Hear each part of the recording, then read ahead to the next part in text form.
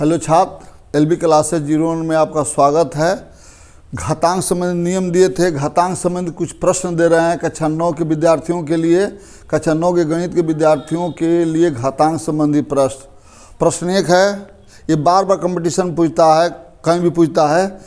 125 के घात माइनस 1/3 का मान ज्ञात करो। तो 125 की घात ऋण 1/3 को लिखेंगे 1/125 की घात 1/3। इसको घातांक रूप में लिखेंगे 5 की घात 3 और इसी घात 1/3। घात की घात चढ़ी है तो नियम बताए थे घातों की गुणा हो जाती है। 3 × 1/3, 3 से 3 कैंसिल, 1/5 ये आंसर हो गया। प्रश्न 2 है, √x को घातांक रूप में लिखो, यानी करणी को घातांक रूप में लिखना है। तो √x की घात कितनी है, कुछ नहीं दिया है तो 2 है। तो √x का घातांक रूप हो जाएगा x, x का पावर, ये कर्ण की घात जो है इसको 1 करके लिखते हैं, यानी x की घात 1/2। √x और रूट का पावर 3 है को घातांक रूप में लिखना है।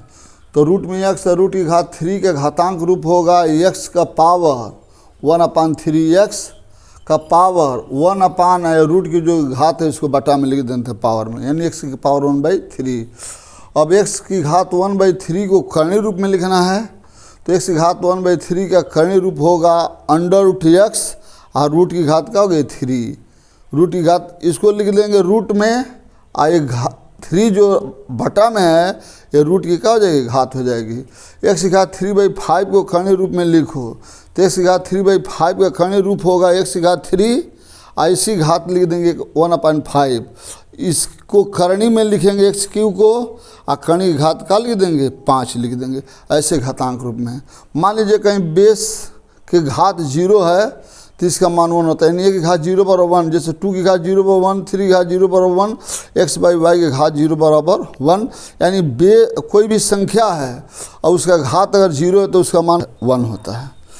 प्रश्न 5 है, x/y के पावर a - b × x/y के पावर b - c × x/y के पावर c - a को सरल करो। ऐसे प्रश्न पॉलिटेक्निक से लेकर हर जगहों पर बार बार प्रश्न पूछते हैं।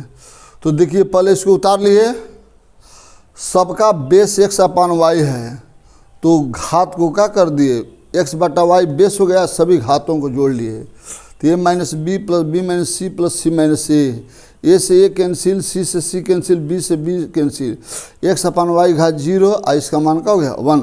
यानी बेस का घात 0 होगा तो इसका मान क्या होगा 1 होगा।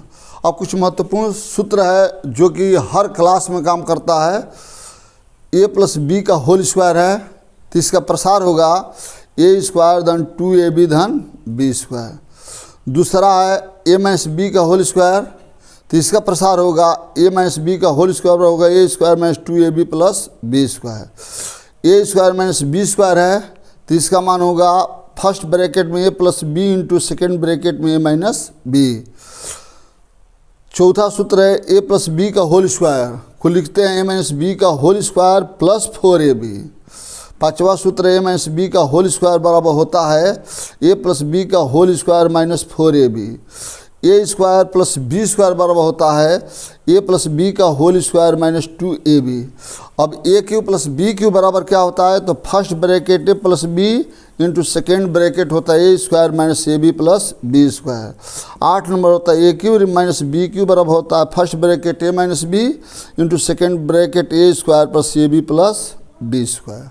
9 नंबर सूत्र है a + b का होल क्यूब बराबर होगा a³ - b³ - 3ab कोष्ठ में a + b। अब इसका इसमें गुणा कर लेंगे तो इसी को लिख सकते हैं a + b का whole cube a³ + b³ + 3a² b 3ab²। a - b का होल क्यूब का मान होता है a³ - b³ - 3ab कोष्ठ में a - b।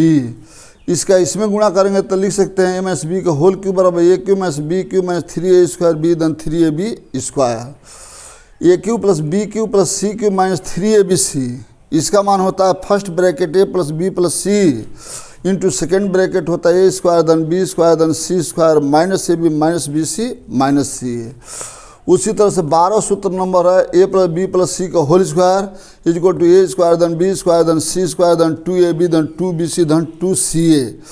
इन सब सूत्रों को हम याद करेंगे ख़ास तौर से एक कक्षा 9th के विद्यार्थियों के लिए दे रहे हैं, लेकिन हर क्लास के विद्यार्थियों के लिए सूत्र काम करेगा। तो इसको आप कई बार देखेंगे, वीडियो को कई बार याद करेंगे, इसको लिखेंगे, पढ़ेंगे, आपके जीवन के लिए फ़ायदेमंद होगा।